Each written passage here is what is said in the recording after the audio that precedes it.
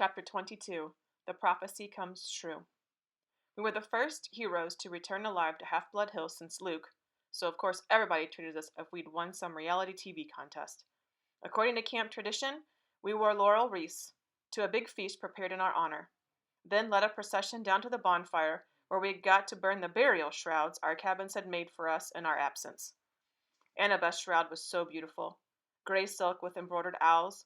I told her it seemed a shame not to bury her in it. She punched me and told me to shut up. Being the son of Poseidon, I didn't have any cabin mates, so the Ares cabin had volunteered to make my shroud. They'd taken an old bedsheet and painted smiley faces with X'd out eyes around the border, and the word loser painted really big in the middle. It was fun to burn. As Apollo's cabin led a sing-song and passed out s'mores, I was surrounded by my old Hermes cabin mates, Annabeth's friends from Athena, and Grover Sater's buddies, who were admiring the brand new searcher's license he'd received from the Council of Cloven Elders. The council had called Grover's performance on a quest brave to the point of indigestion. Horns and whiskers above anything we've seen in the past. The only ones not in a party mood were Clarice and her cabin mates, whose poisonous looks told me they'd never forgive me for disgracing their dad. That was okay with me. Even Dionysus' welcome home speech wasn't enough to dampen my spirits. Yes, so the little brat didn't get himself killed, and now we have an even bigger head. Well, huzzah for that. In other announcements, there will be no canoe races this Saturday. I moved back into cabin 3, but it didn't feel so lonely anymore. I had my friends to train with during the day. At night, I lay awake and listened to the sea, knowing my father was out there.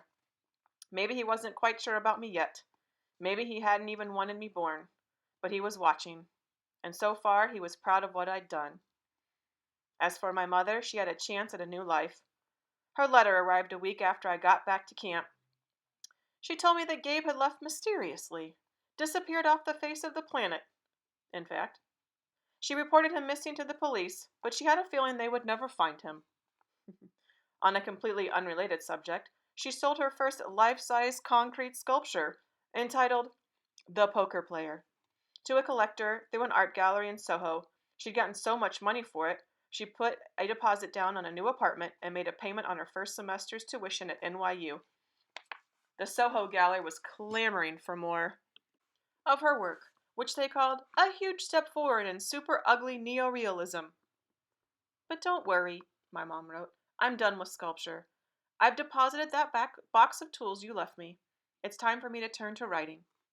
At the bottom, she wrote, P.S. Percy, I found a good private school here in the city.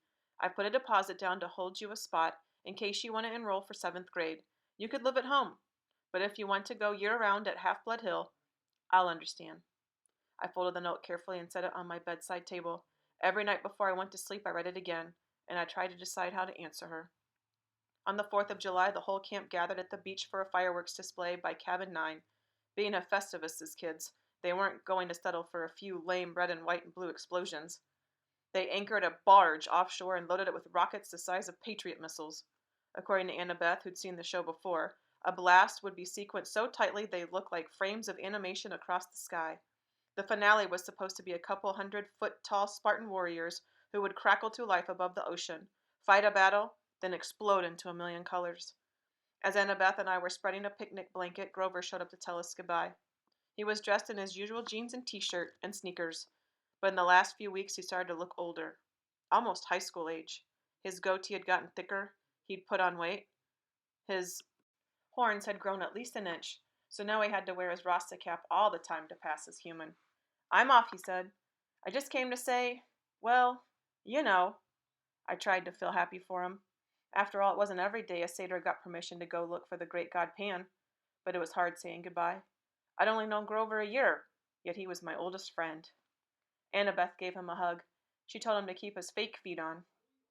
I asked him where he was going to search first. Kind of a secret, he said, looking embarrassed. I wish you could come with me, guys.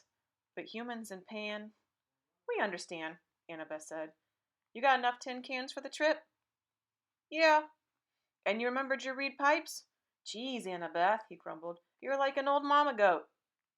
But he didn't really sound annoyed. He gripped his walking stick and slung a backpack over his shoulder. He looked like any hitchhiker you might see on an American highway. Nothing like the little runty boy I used to defend from bullies at Yancey Academy. Well, he said, wish me luck. He gave Annabeth another hug. He clapped me on the shoulder and headed back through the dunes. Fireworks exploded to life overhead. Hercules killing the Nemean lion. Artemis chasing the boar. George Washington, who by the way was son of Athena, crossing the Delaware. Hey, Grover, I called. He turned at the edge of the woods. Wherever you're going, I hope they make good enchiladas. Grover grinned, and then he was gone, the trees closing around him. We'll see him again, Annabeth said. I tried to believe it. The fact that no searcher had ever come back in 2,000 years. Well, I decided not to think about that. Grover would be the first. He had to be. July passed. I spent my days devising new strategies for Capture the Flag and making alliances with the other cabins to keep the banner out of Ares' hands. I got to the top of the climbing wall for the first time without getting scorched by lava. From time to time, I'd walk past the big house, glance up at the attic windows, and think about the oracle. I tried to convince myself its prophecy had come to completion. You shall go west and face the god who has turned. Been there, done that. Even though the traitor god had turned out to be Ares rather than Hades. You shall find what was stolen and see it safe returned. Check. One master bolt delivered, one helm of darkness back on Hades' oily head. You shall be betrayed by the one who calls you a friend. This line still bothered me.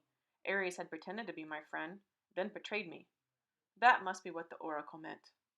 And you shall fail to save what matters most in the end. I had failed to save my mom, but only because I'd let her save herself. And I knew that was the right thing. So why was I still uneasy?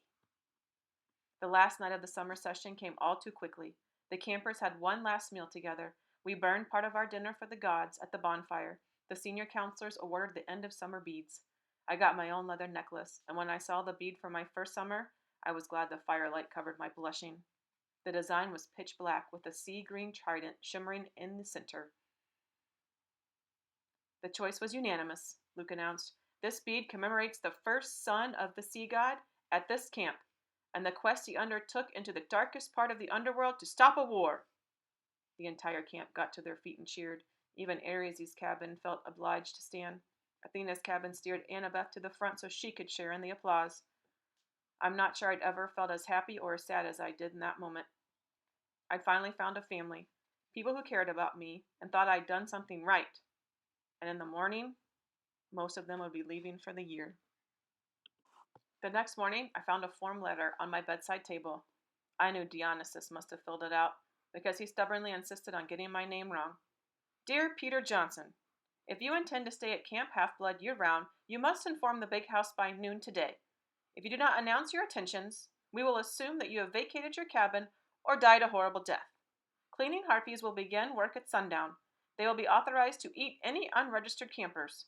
All personal articles left behind will be incinerated in the lava pit. Have a nice day, Mr. D. Dionysus. Camp Director, Olympian Council Number 12. That's another thing about being ADHD.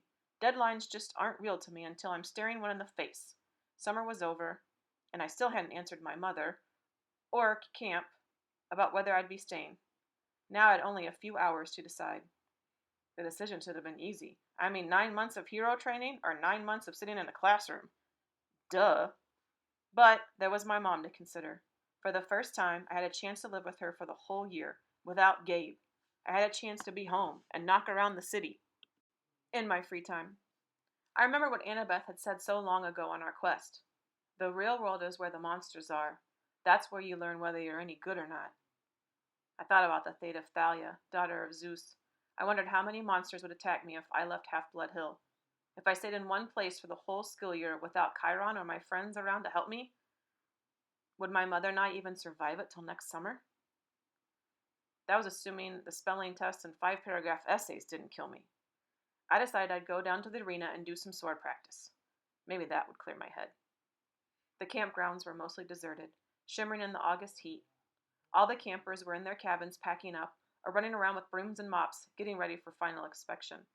Argus was helping some of the Aphrodite kids haul their Gucci suitcases and makeup kits over the hill, where the camp shuttle bus would be waiting to take them to the airport. Don't think about leaving yet, I told myself. Just train. I got to the sword fighters arena and found that Luke had had the same idea. His gym bag was plopped at the edge of the stage. He was working solo, wailing on battle dummies with a sword I'd never seen before. It must have been a regular steel blade because he was slashing the dummies' heads right off, stabbing through their straw-stuffed guts. His orange counselor's shirt was dripping with sweat. His expression so intense, his life might have really been in danger. I watched fascinated as he disemboweled the whole row of dummies, hacking off limbs and basically reducing them to a pile of straw and armor. They were only dummies, but I still couldn't help being awed by Luke's skill. The guy was an incredible fighter. It made me wonder again how possibly could have failed at his quest. Finally, he saw me and stopped mid-swing. Percy! Sorry, I said, embarrassed. It's okay, he said, lowering his sword. Just doing some last-minute practice. Those dummies won't be bothering anybody anymore, Luke shrugged. We build new ones every summer. Now that his sword wasn't swirling around, I could see something odd about it. The blade was two different types of metal. One edge bronze, the other steel. Luke noticed me looking at it. Oh, this? New toy.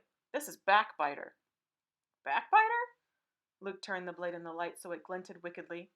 One side is celestial bronze, the other is tempered steel. Works on mortals and immortals both. I thought about what Chiron had told me when I started my quest, that a hero should never harm mortals unless absolutely necessary. I didn't know they could make weapons like that. They probably can't, Luke agreed. It's one of a kind. He gave me a tiny smile, then slid the sword into its scabbard.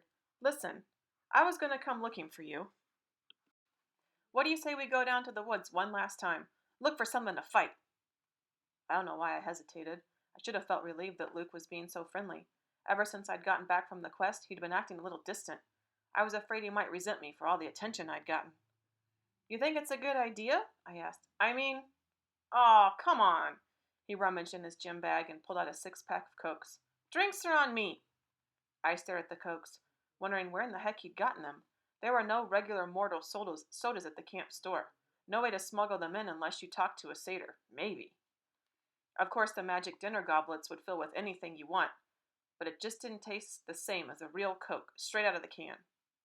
Sugar and caffeine. My willpower crumbled. Sure, I decided. Why not? We walked down to the woods and kicked around for some kind of monster to fight, but it was too hot. All the monsters with any sense must have been taking siestas in their nice, cool caves. We found a shady spot by the creek where I'd broken Clarissa's spear during my first capture the flag game. We sat on a big rock, drank our Cokes, and watched the sunlight in the woods.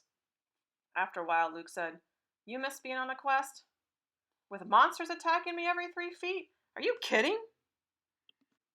Luke raised an eyebrow. Yeah, I miss it, I admitted. You? A shadow passed over his face. I was used to hearing from the girls how good-looking Luke was, but at the moment, he looked weary and angry and not at all handsome. His blonde hair was gray in the sunlight. The scar on his face looked deeper than usual. I could imagine him as an old man. I've lived at Half-Blood Hill year-round since I was 14, he told me. Ever since Thalia, well, you know. I trained and trained and trained. I never got to be a normal teenager, out there in the real world. Then they threw me one quest, and when I came back, it was like, okay, ride's over. Have a nice life. He crumpled his Coke can and threw it into the creek, which really shocked me. One of the first things you learn at Camp Half-Blood is don't litter. You'll hear from the nymphs or the naiads. They'll get even. You'll crawl into bed one night and find your sheets filled with centipedes and mud.